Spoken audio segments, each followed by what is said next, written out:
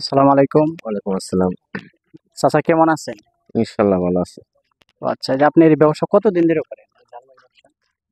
ঝালমুড়ি ব্যবসা বহুদিন ধরে করতাছি। মোটামুটি ৬-৭ বছর ধরে করতাছি। ৬-৭ বছর। এই ব্যবসার পাশাপাশি অন্য কিছু করেন না শুধু ঝালমুড়ি ব্যবসাই করেন? না, আমি ঝালমুড়ির ব্যবসা করি আর টুকিটাকি হালকা পাতলা কাজ-কাম করি। যদি কই ডাক দেয় তাহলে কাজ-কাম করি টুকিটাকি। ও আচ্ছা, আচ্ছা। তাতে আপনার পার ডে মানে কত টাকা ঝালমুড়ি বিক্রি করতে পারেন?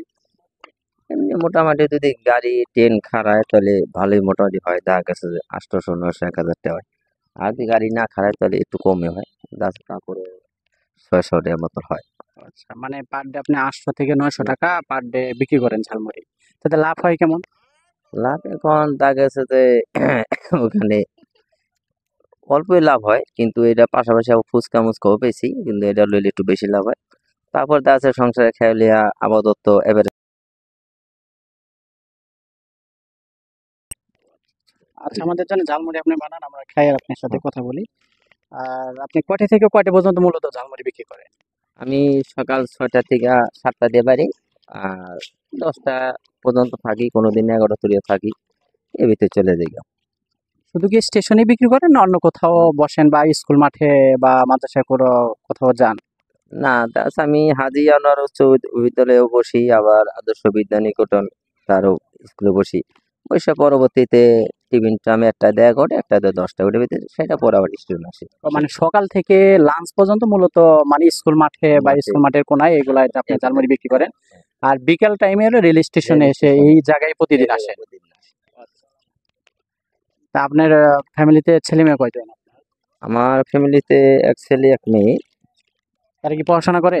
ছেলে একটা মাদ্রাসায় দিছি, আর মেয়েটা আবার কেবল শিশুতে পড়তাছে, ছোট স্কুলে, কেজি স্কুলে। আচ্ছা, মাশাআল্লাহ।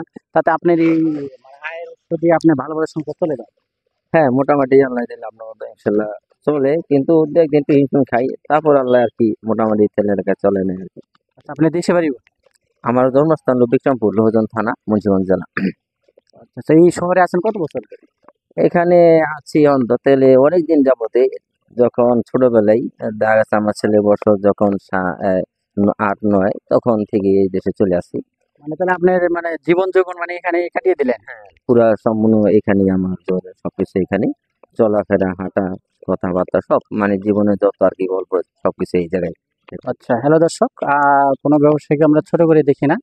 ব্যবসার মূল ক্যারিশমা হচ্ছে সৎভাবে উপার্জন করতে হবে। এটা হচ্ছে সবচেয়ে বড় কথা।